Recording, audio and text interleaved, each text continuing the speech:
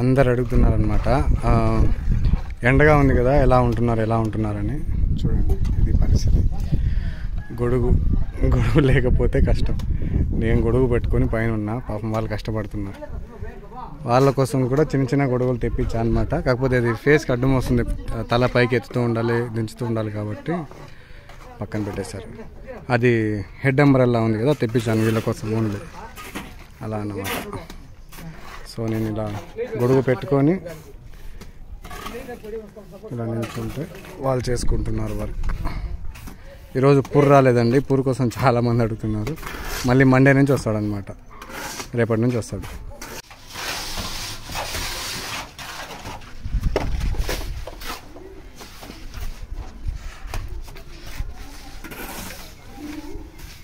So చాలామంది ఎండలో ఎలా వర్క్ చేస్తున్నారండి, ఎలా ఎక్కువ ఉంది ఎండ అని అంటున్నారు. సో దానికి ఆన్సర్ మీరే చూడండి ఎలా చేస్తున్నారు.